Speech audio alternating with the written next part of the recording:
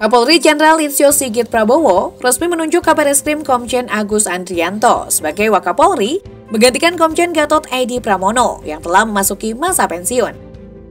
Penunjukan ini sebenarnya jauh dari prediksi mayoritas publik yang sebelumnya sempat menjagokan Komjen Fadli Imron dan Komjen Wahyu Widada. Harus diakui Pati yang berpengalaman dalam bidang reserse ini memang lebih unggul dari segi senioritas dan lama pengabdian dibandingkan Fadil Imran dan Wahyu Widada yang baru terhitung bulan dengan pangkat dan jabatan terbarunya. Walau begitu tetap saja sejumlah kontroversi Pati tiga anak ini bakal menjadi catatan publik di tengah kesuksesan karirnya menjadi orang nomor 2 di institusi Polri.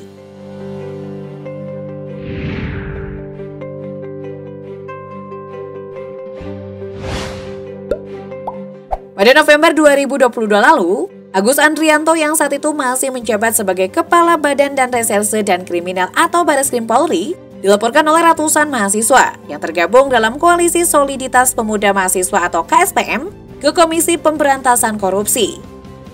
Jenderal Bintang 3 asal Blora itu dilaporkan terkait dugaan kasus tambang ilegal di Kalimantan Timur.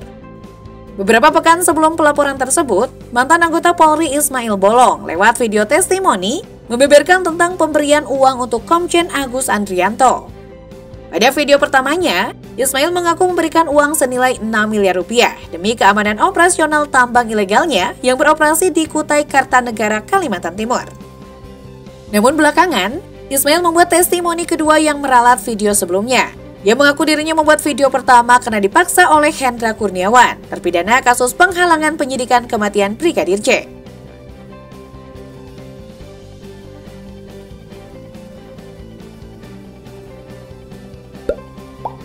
Belakangan, diketahui video pengakuan Ismail Bolong tersebut merupakan video hasil pemeriksaan Divisi Propam Polri yang saat itu ditangani oleh ex-Karo Paminal Polri, Hendra Kurniawan yang berada di bawah Divisi Propam Polri.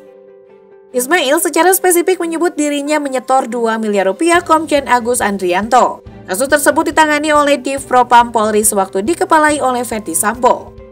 Di sela persidangan dirinya terkait kasus Brigadir J, Ferdy Sambo mengakui dirinya pernah memeriksa Ismail Bolong dan Kabareskrim Agus Andrianto. Terhadap tudingan tersebut, Agus Andrianto dengan tegas membantah telah menerima uang suap dari tambang ilegal di Kalimantan Timur Kaltim. Ia juga membantah pernah diperiksa terkait kasus Ismail Bolong.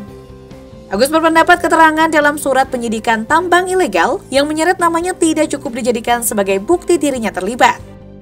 Agus pun mempertanyakan tindakan Ferdy Sambo dan Hendra Kurniawan yang tidak menindak semua nama yang tertera di 2 laporan hasil penyelidikan LHP.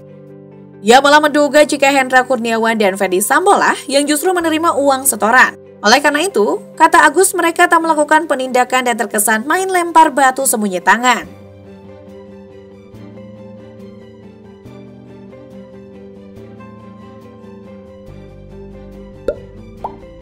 Selain dirinya yang disorot, sang istri Epi Kelyanti juga jadi perhatian warganet karena gaya hidup hedon yang kerap dibagikannya di akun sosmed. Akun TikTok @timnetizen membongkar gaya sosialitas sang istri dengan mengunggah video di beranda akun sosial medianya.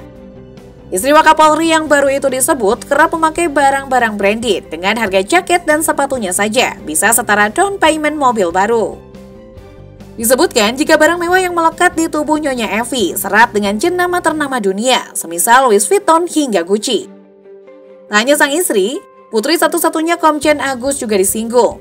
Remaja cantik yang juga seorang tiktokers bernama Sratisya Andita itu juga bergaya hidup mewah dengan hobi travelingnya keliling dunia.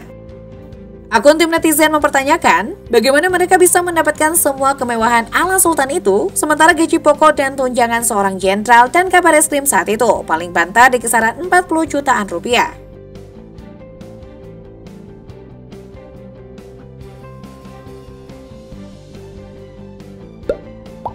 Beberapa waktu lalu, akun TikTok @timnetizen lagi-lagi membongkar sisi gelap seorang Agus Andrianto. Dalam sebuah video, Jenderal 56 tahun tersebut dirumorkan memiliki hubungan dengan selebgram dan pengusaha cantik yang tak kalah hedon yakni Cica Siregar. Akun tim netizen membuat sebuah VT yang memperlihatkan sang selebgram berpose di sejumlah tempat. Selebgram seksi itu terlihat begitu fashionable dengan outfit modis dan perintilan branded. Salah satunya doyan mengenakan tas Hermes seharga ratusan juta rupiah. Namun karena belum terkonfirmasi jelas, info ini masih terbilang rumor.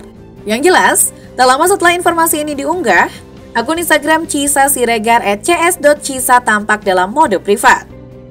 Menurut sumber berita online, Chisa Siregar adalah seorang selegram dan pengusaha asal Medan yang terbilang sukses di usia muda. Ia diketahui memiliki usaha di bidang fashion dan kuliner yang beroperasi di Medan dan Jakarta.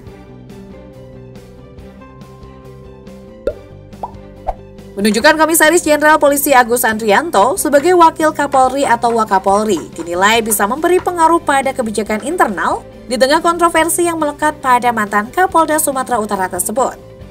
Hal ini diungkapkan pengamat kepolisian dari Institute for Security and Strategic Studies atau ISES. Bambang Rukminto menanggapi posisi baru mantan Kepala Badan Reserse Kriminal atau Bareskrim Polri itu.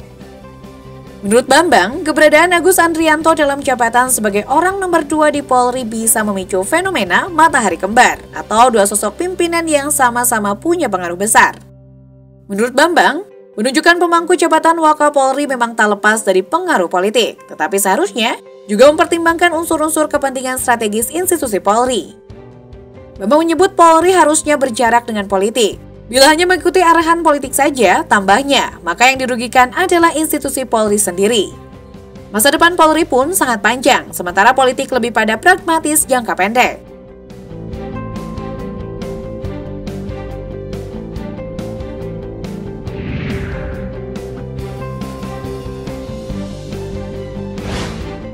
Bambang lantas mencontohkan peran strategis Wakapolri dalam menentukan penempatan pejabat-pejabat Polri yang tentu akan menjadi tugas Komjen Agus ke depan. Wakapolri juga bahkan punya pengaruh menganulir putusan tindakan disiplin anggota Polri. Contoh paling aktual ialah bagaimana mantan Wakapolri Komjen Pol Gatot Edi Pramono menganulir demosi Kombes Pol Rijal Irawan dari 5 tahun menjadi 1 tahun dan kemudian mempromosikan mendapat bintang 1, ujar Bambang. Seperti diketahui, Kombes Pol Rijal Irawan sempat jadi sorotan karena dia pernah tersangkut kasus pemerasan dan bahkan sudah dijatuhi sanksi demosi. Namun kemudian dia justru bisa naik pangkat menjadi Brigadir Jenderal dan menduduki jabatan di Badan Intelijen Negara atau BIN. Apakah penunjukan Komjen Agus membuat kepercayaan publik pada Polri akan kian kritis dan menurun?